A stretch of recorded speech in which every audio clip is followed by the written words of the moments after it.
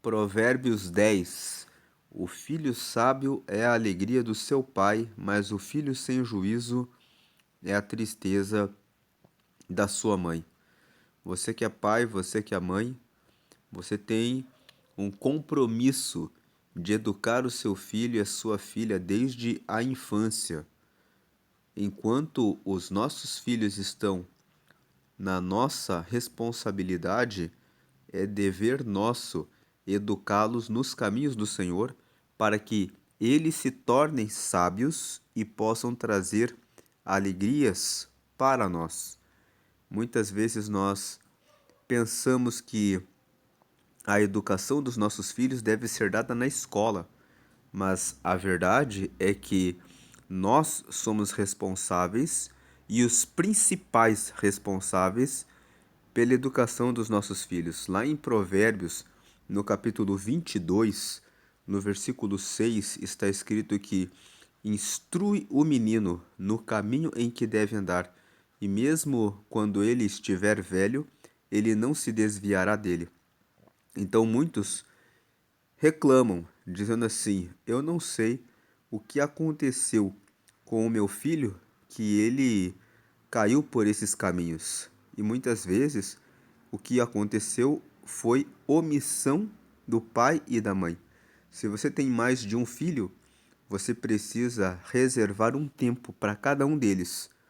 Cada um deles tem uma personalidade diferente. Cada um deles é uma pessoa diferente. E todos eles dependem do amor do pai, do amor da mãe.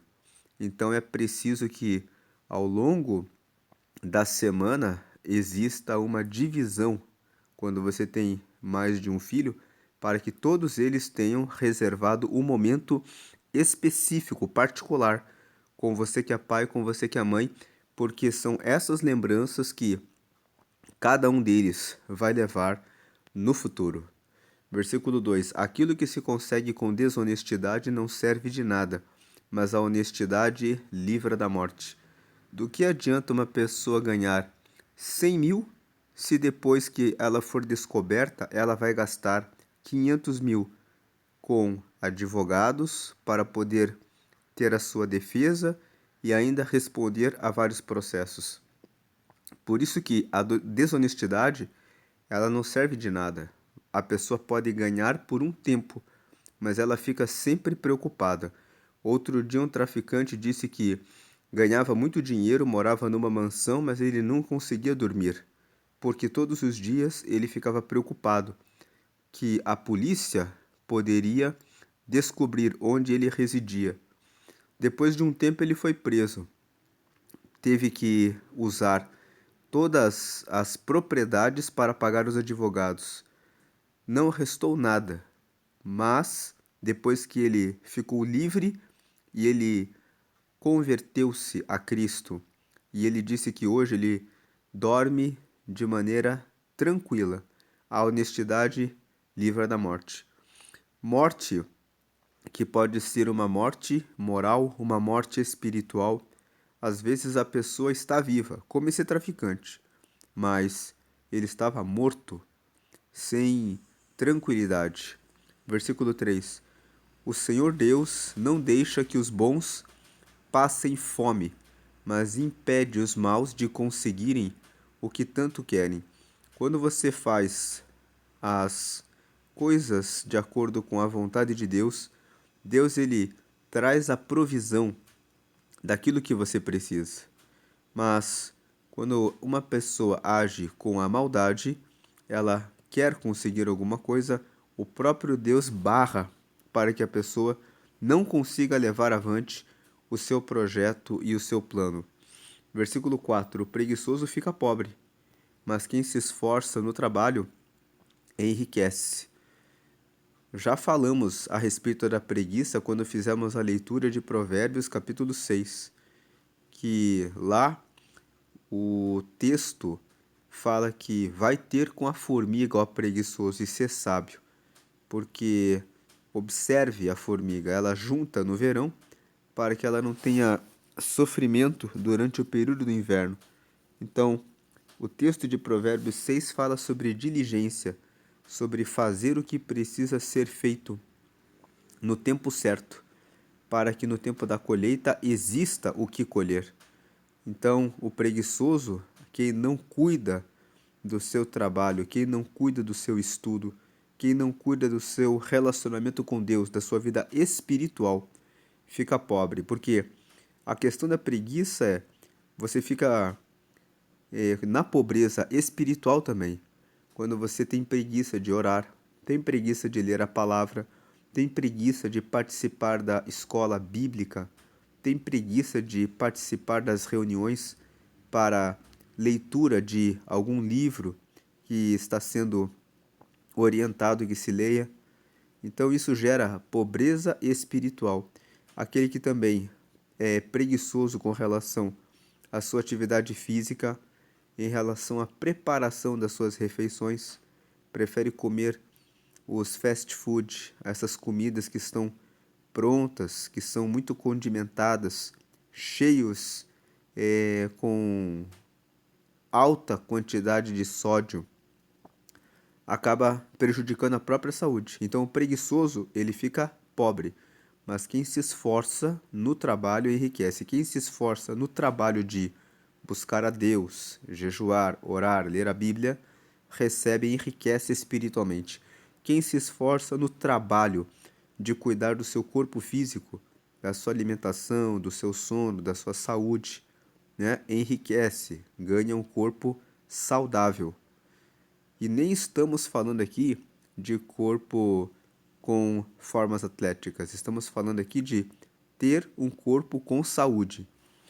Quem se esforça no trabalho de desenvolver inteligência emocional enriquece, sendo mais paciente, tendo mais atenção com as pessoas, tendo mais mansidão, domínio próprio, porque se esforça no trabalho de cuidar da sua própria inteligência emocional.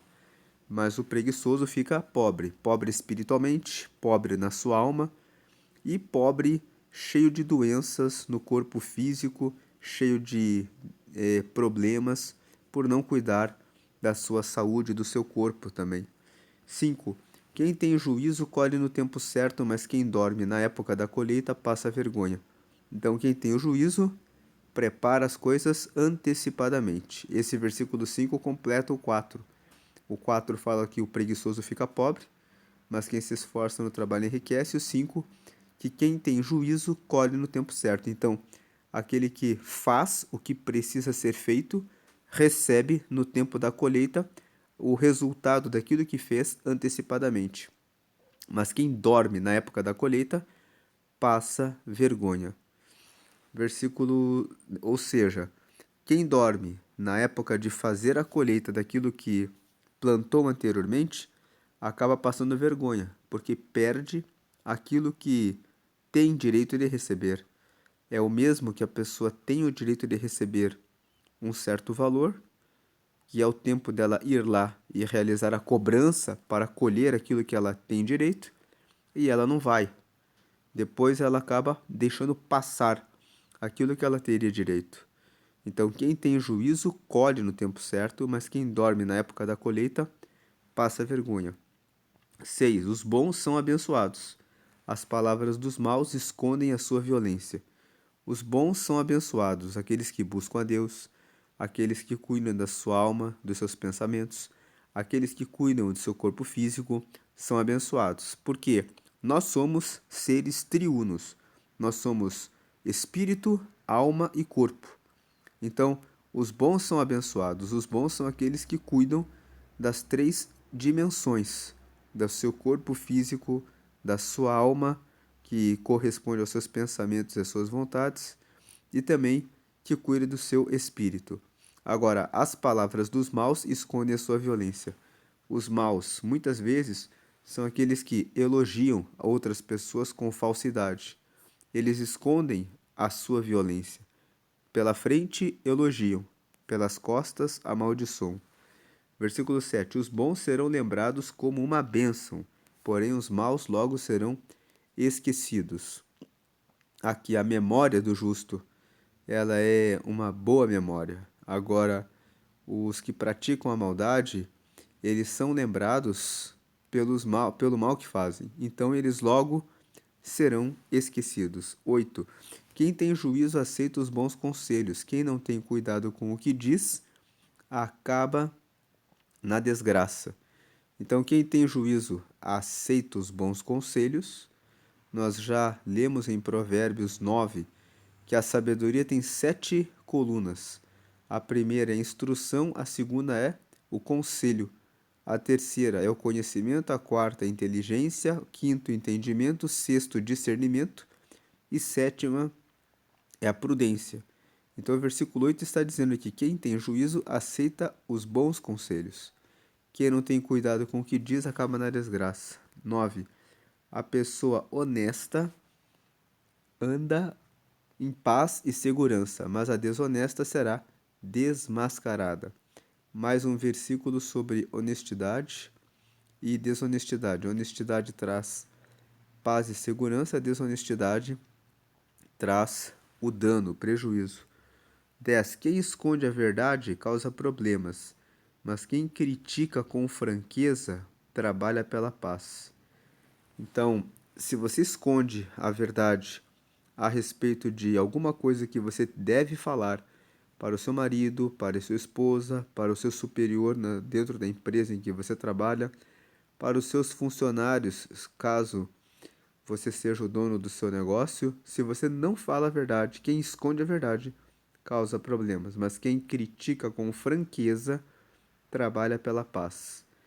O versículo 10 está dizendo: resolva as questões que você precisa resolver, seja com seus amigos, seja com sua família.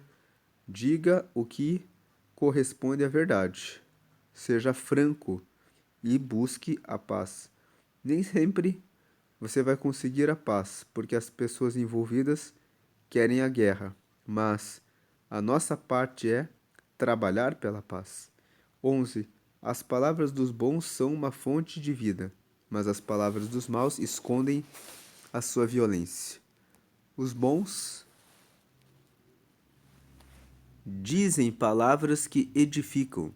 Agora, os maus escondem a sua violência porque muitas vezes eles elogiam, eles parabenizam, mas dentro do coração deles está a inveja, está a maldade em relação àqueles que estão sendo bem-sucedidos.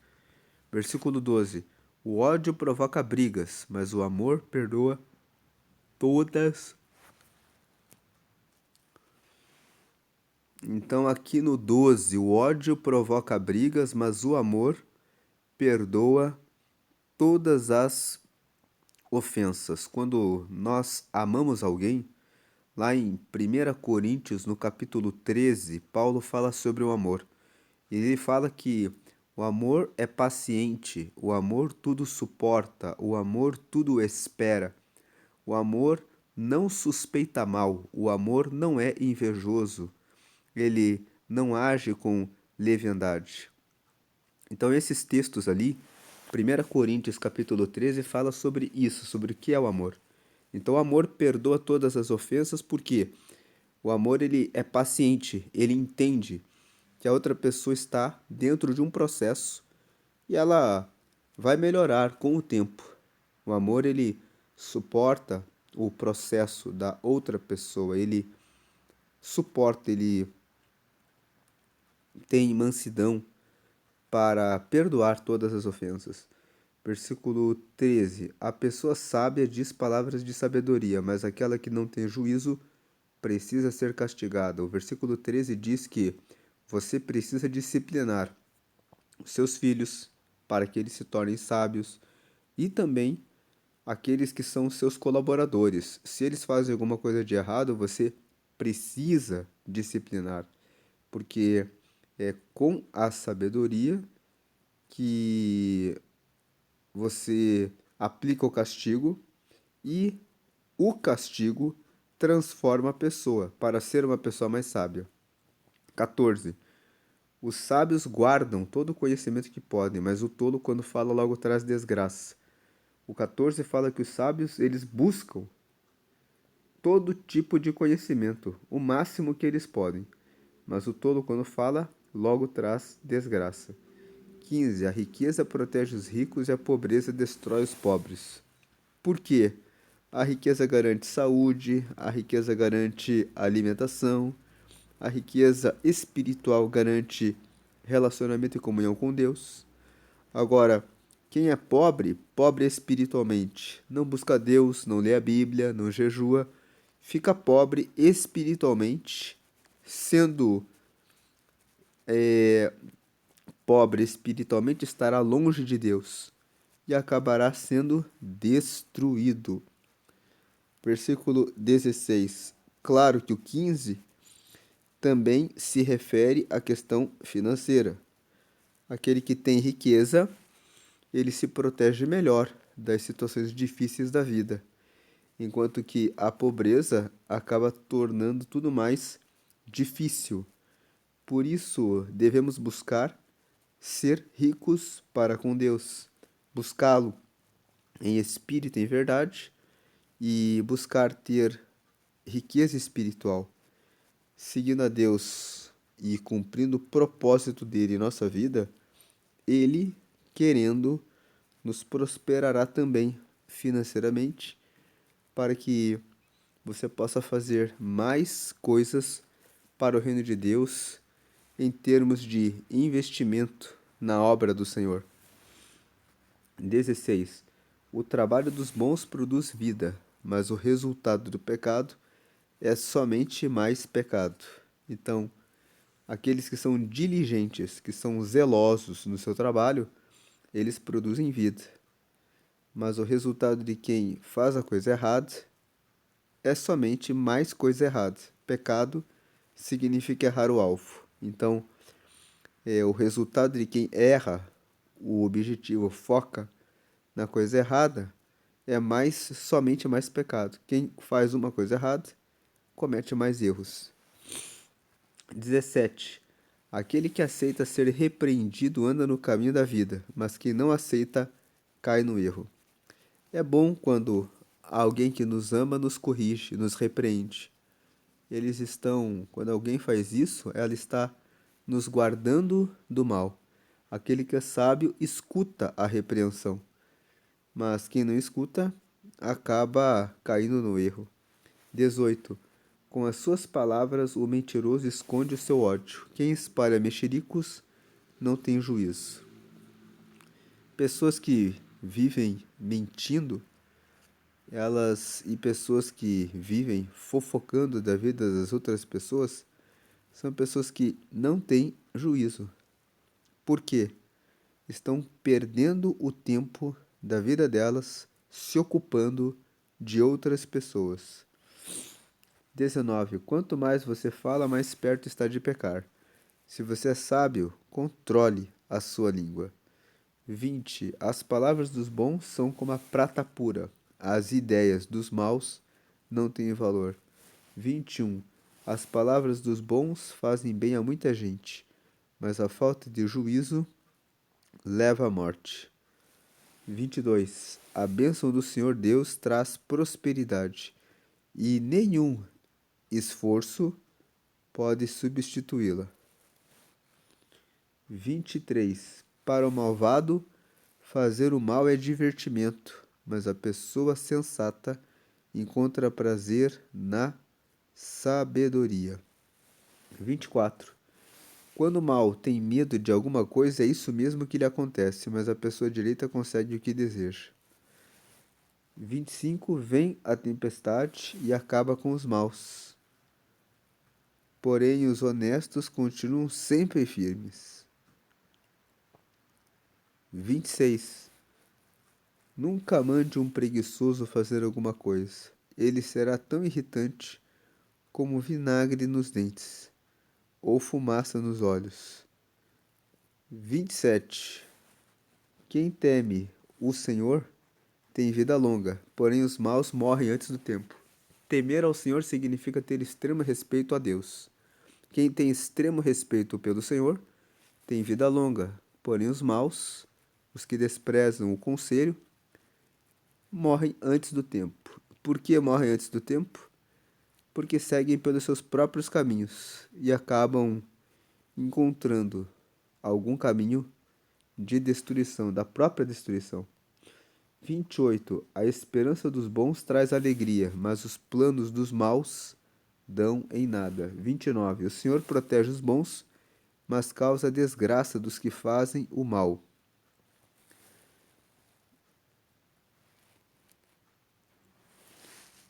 Então o Senhor, Ele mesmo, gera a desgraça dos que fazem o mal. 30. As pessoas direitas estarão sempre em segurança, porém os maus não terão onde morar. 31. As pessoas honestas dizem coisas sábias.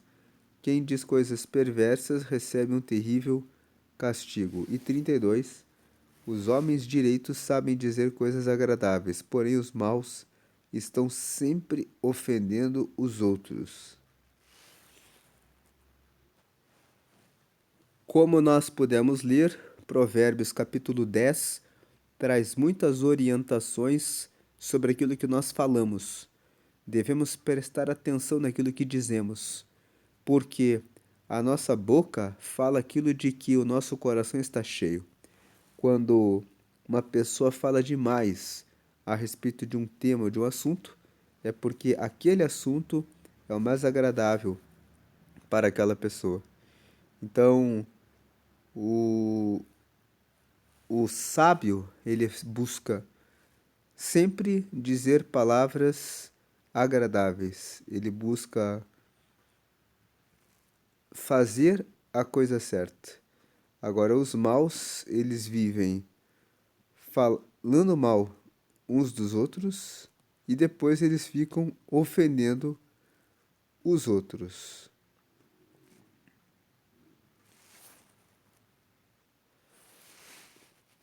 Deus abençoe a sua vida, hoje e sempre grandemente. Se você quer aceitar a Jesus, que é o nosso Senhor e Salvador, para ter acesso direto ao Pai, faça uma oração comigo. Diga assim: Senhor Jesus, eu te aceito como meu único Senhor e Salvador. Escreve agora o meu nome no céu, no teu livro da vida, e me dá o teu Espírito Santo para te seguir até a eternidade. Essa oração é uma oração para que você possa aceitar a Jesus.